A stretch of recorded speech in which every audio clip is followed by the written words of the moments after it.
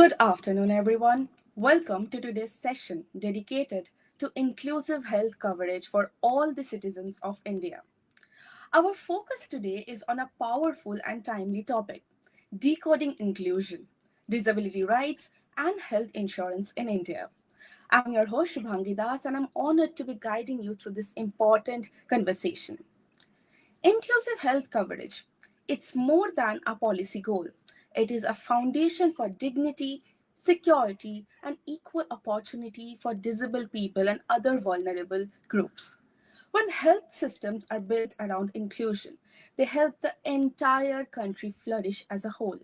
But often, our system and our society fall short in supporting these vulnerable groups. To help us understand this better, we have Ms. Sara Chawla with us. She is the Chief Program and Strategy Officer of My Action for the Disabled MAD Foundation. Thank you so much, ma'am, for being with us today. Thank you so much for inviting me. In fact, I'm really delighted to be a part of such a meaningful conversation, as I believe. Yes, ma'am. It is indeed a privilege to have you here with us. Thank you so So, much. to begin with, we often have come across at railway stations or traffic signals a disabled people, particularly from underprivileged backgrounds, asking for food or money, or they are in just very poor conditions by the side. But very, very few people actually on the road or on the go stop to consider that they are also a part of this country, right? Let alone question if there is a proper set of rules to protect them, or even if there are they implemented well, or are there major gaps present? You are well acquainted in this field. So, from your expert perspective, could you elaborate on the current framework present for supporting the rights of disabled people in India, and also throw light on how well do you think these laws are implemented in supporting them? Yes, when we talk about disabled people asking for food and money, we're not talking about the lack of laws over here. We're talking about the gaps in enforcement. So, as an advocate myself, I know that there are general and specific laws that address these exploitations, right? So, when we talk about this, the very first thing we address is the Constitution. The Constitution has fundamental rights. It's the this Article 14 gives the right to equality. So when we're talking about disabled people on the streets, and when we see them as objects of charity rather than people themselves, we're actually violating that right to equality that is guaranteed under Article 14 of the Constitution. And it's a fundamental right which cannot be ignored at any cost. And the second thing is that Article 21 under the Constitution itself, it provides the right to life with dignity. And if disabled people are there on the streets begging for food and money, then that's not a dignified life, let's be honest. And that directly violates Article 21, a fundamental right to life with dignity. And the third thing under the Constitution itself is Article 41. So, under Article 41, it's the state's obligation to publicly assist the people with disability, right? So, these three are the very principal provisions, I would say, under the Constitution itself, which is a general law which applies to the entire nation. And the next principal law is the rights of people with disability. That's RPWD Act 2016.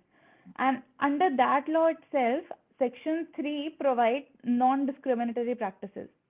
So there is a prohibition on discrimination against the people with disability under this law. And under the Section 24 to 26 of this Act, there needs to be affordable housing, social security provisions, and healthcare for people with disability. These are the two very primary laws, rules, and legislations which address these issues of people with disability begging on the streets or who do not have these appropriate accommodations, residence, or economic privileges, as I would say.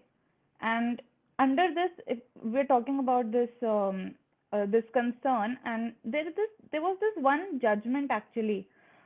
So the court in this Rajiv Raturi versus Union of India, the court itself said that affordable accommodation is a very fundamental right to dignity, which falls under the Constitution. So that cannot be ignored. And I think the problem is not in the denial of law. The problem is the exclusion in the practice. So enforcement has to be audited. The enforcement has to be taken care. Only then this problem can be addressed. Otherwise, we have all the policies and laws that we need.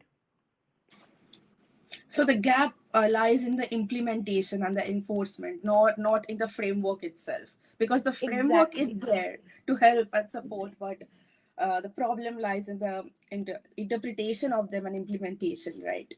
Yes. Yes, ma'am. So there is this white paper on inclusive health coverage for all. We know that India is a signatory to the UN Convention on the Rights of People with Disabilities, which explicitly prohibits discrimination on health insurance. Yet, the survey from this white paper revealed that nearly 80% of people with disabilities have no insurance, health insurance at all. Why do you think this international commitment has failed to translate into the ground? Yeah, it is just a lawful precedent at the moment. How it has not reached the people on the ground? And as someone who is well acquainted and has an extensive experience in this field, can you tell us about the white paper itself? What is it? What does it stand for? Of course. So the white paper was authored and published by this National Center for Promotion of Employment for People with Disability. And it covered 34 states across India and also included about 5,000 the persons with disability for their surveys.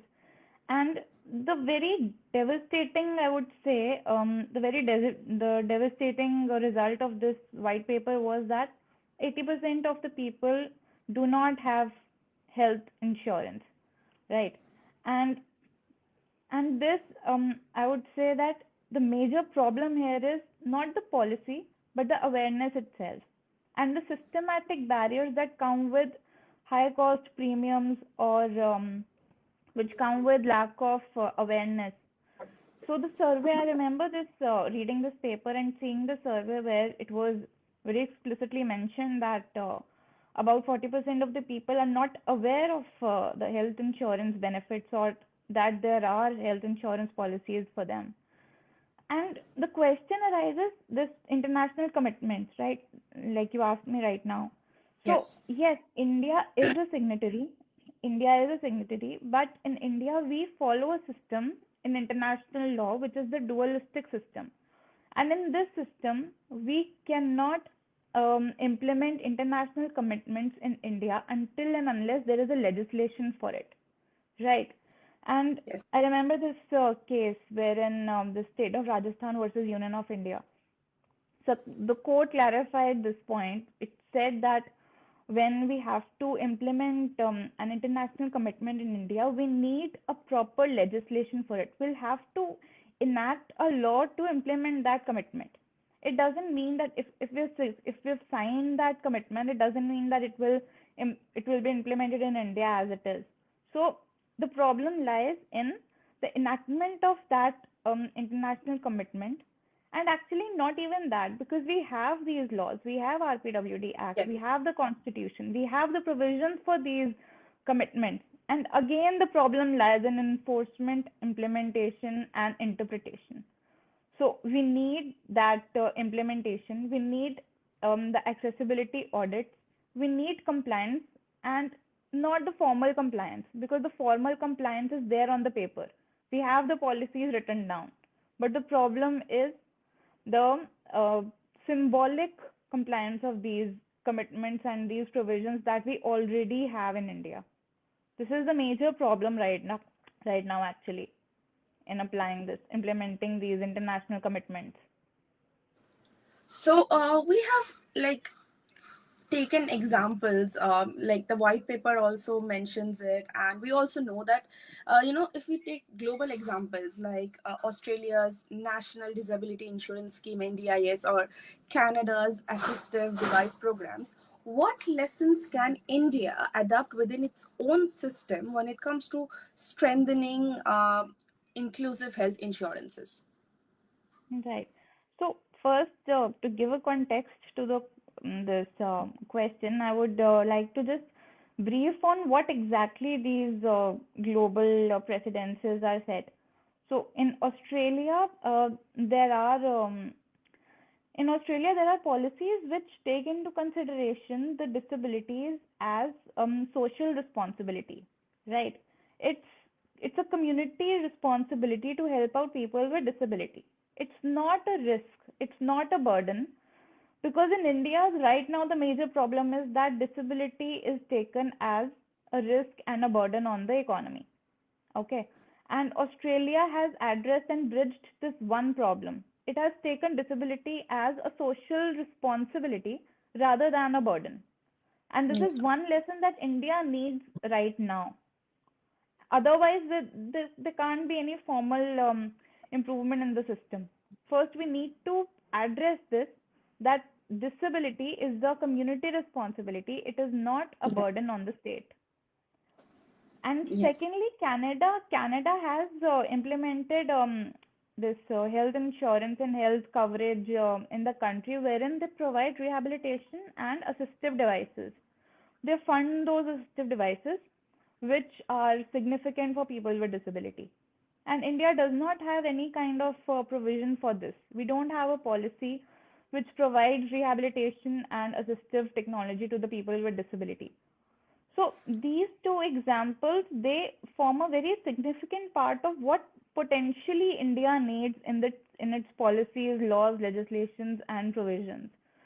So, what India lesson the lessons that we get from these global examples is that we need rehabilitation in our health coverage. We need public funding for assistive technologies for people with disability. And thirdly, we need to make it a social responsibility rather than a risk on the state. So these three lessons, I would say, are the most important from what I've gathered from the white paper.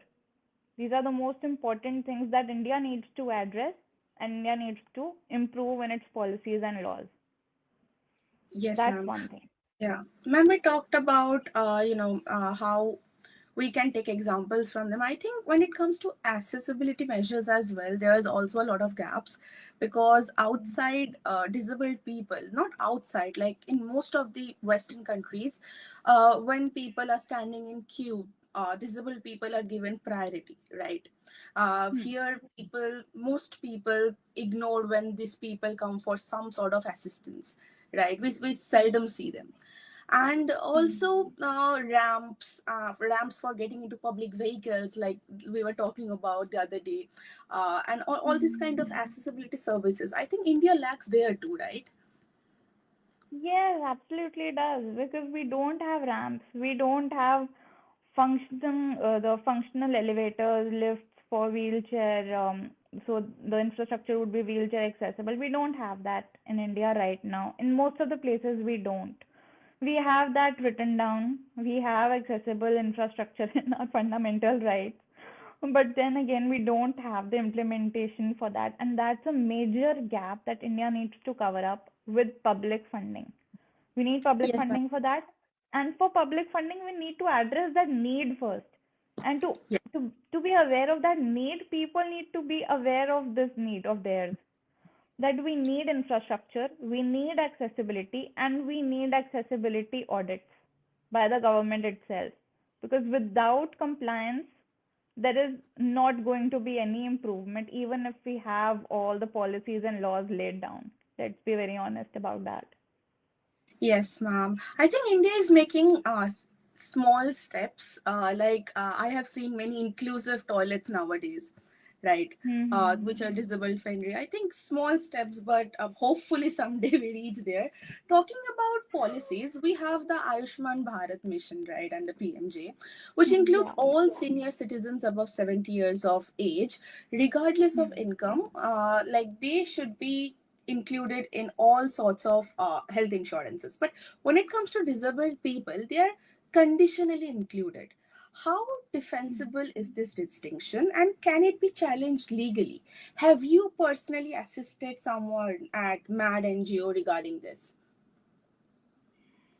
So yes, this was a very, very, I would say a very wise decision of this Ayushman Bharat, wherein they helped out senior citizens above the age of 70. But where it lagged was the conditional inclusion of people with disability. There, I think that was the one loophole which needed to be filled up in this scheme. And it's a very vulnerable distinction under the Constitution itself, because under Article 14, as I said, arbitrary practice by the state is violative of Article 14. So when we take into account that vulnerable position of the senior citizens is ample factor for applying Ayushman Bharat like it is.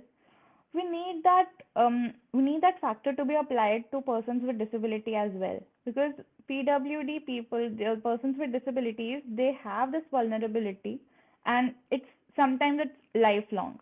And if we are taking into account vulnerable position to apply Ayushman Bharat, then unconditional inclusion of persons with disability is a must. And how can this be defended is, there are two ways actually.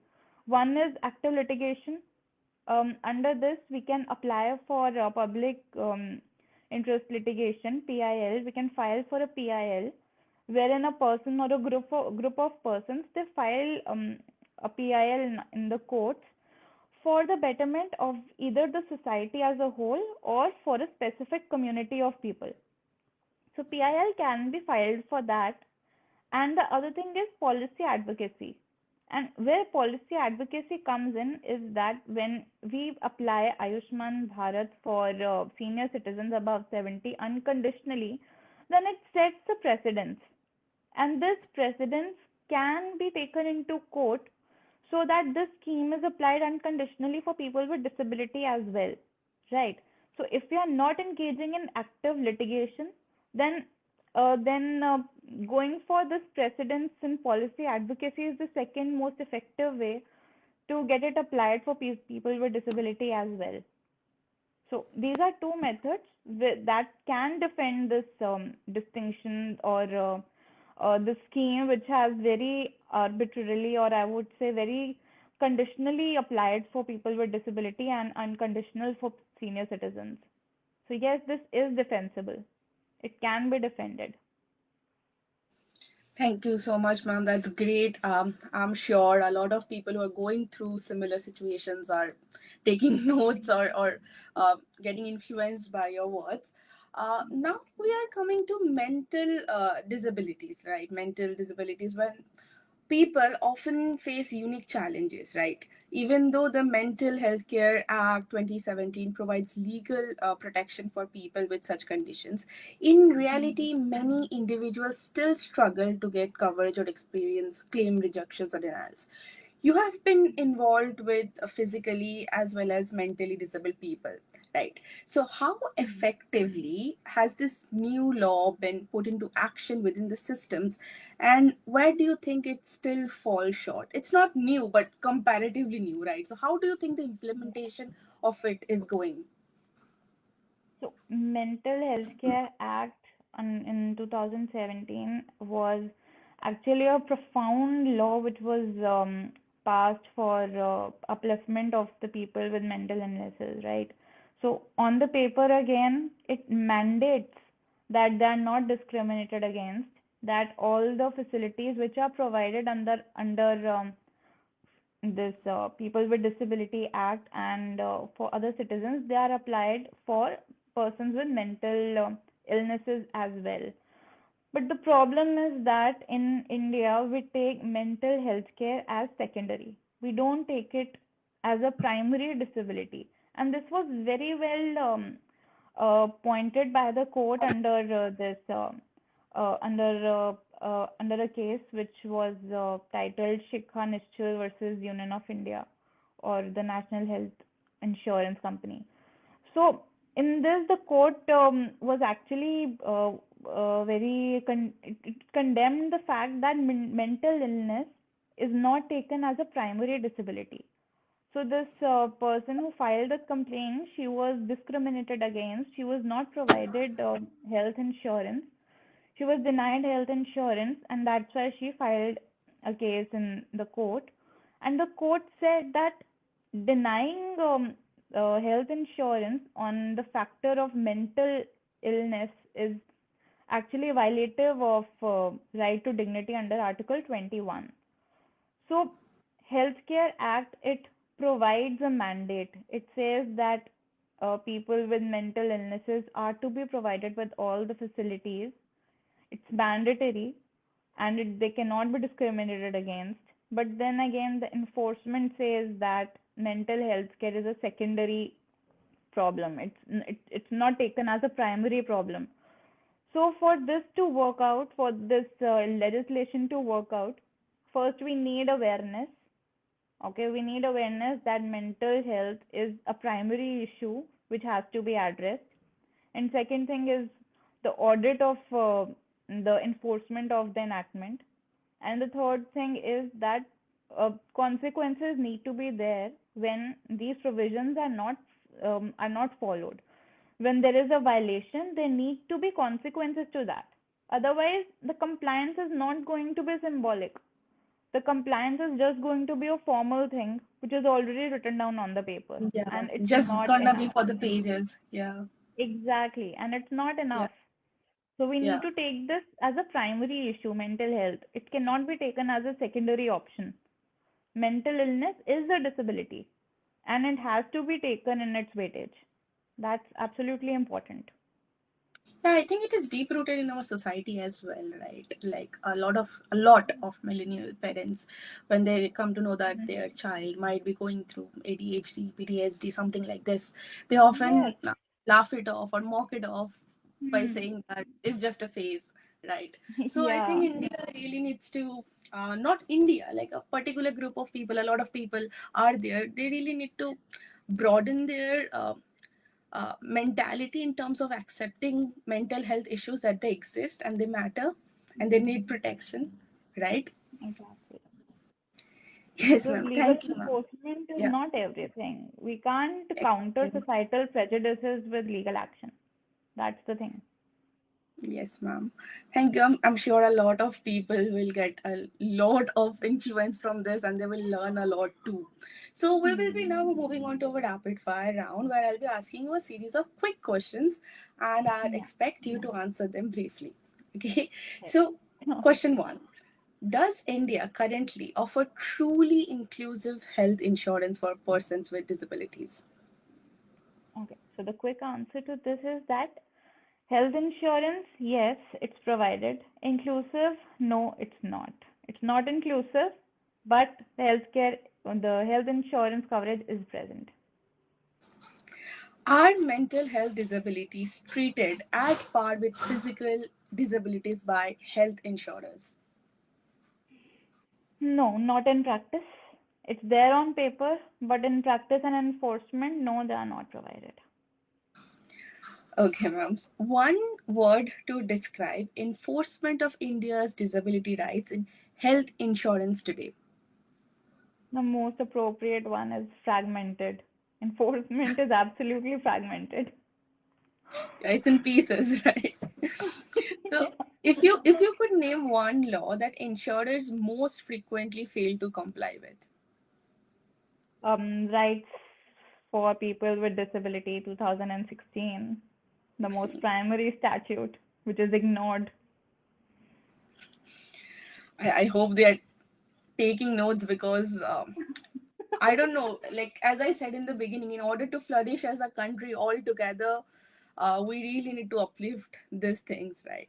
Do you believe there Exactly. should be stricter laws or punishments for abusing vulnerable groups like disabled people. Absolutely. Without hesitation, I would say that there need to be stricter implementation. There needs to be stricter punishment for people who do not comply with these provisions, because without compliance, without consequences, there is not going to be compliance, let's be honest. So, flowing from that question into my last question to you, we are just about to step into 2026. Okay, and this coming year we will mark our 80th Independence Day.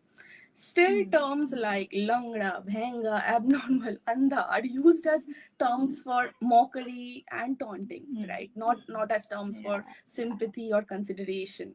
So, As hmm. my action for Disable CPSO, what is your personal opinion on this, and how do you think as a society we can evolve for becoming more inclusive? So, as I said before, that prejudices cannot be countered by legal action alone. We need proper mindset for that, and for proper mindset, we need awareness, right? And right now, what the definition of normal and functioning is, it's efficiency, and that's why the state doesn't recognize people with disability as truly the part of this society as a whole. So I would say that the very first thing that we need to address is that the definition of normal is not efficiency. The definition of normal has to be human diversity, especially in India where we see a lot of categories of people, right? And in Yes. this worldwide as well, actually, not just in India. Human diversity has to be addressed, and it has to be the new definition of normal and functioning, not just efficiency. So that is one very important thing that we need. And Yes. talking about this independence, I would say that being truly independent is the inclusion of all minds and bodies, not just the ones who are visible. Okay, Yes. so being visible truly in a country and being visible only in policies, that's not something that we aspire to be. We need that visibility in policies, we need that visibility in enforcement, and um, as a very significant part of MAD Foundation, I would say that career development is a very important aspect for people with disability right now, because we need people with disability in fields where we want improvement. If we want Yes. improvement in health coverage, then we need our people to be there in the field. We need that career development of those people. We need people with disability to be present in the fields where they want improvement, where they want upliftment. So this is one goal that we have in Mad Foundation right now. We That's are great, ma'am. aspiring to uplift people through career guidance, and this is very important if we want Yes. that upliftment reflected in real life. That's what I would say for Yes. 2026. Our aspirations. That's a great motto and motivation to start 2026 with.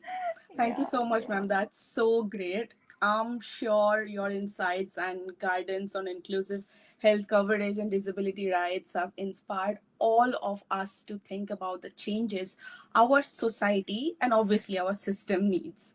Thank you again. Thank you so much.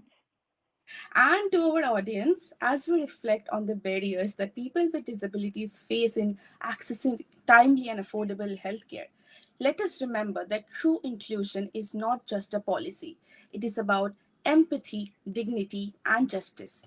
Thank you all for joining us in this meaningful conversation and for being part of the movement to build a society, our society, where everyone, regardless of ability, can thrive.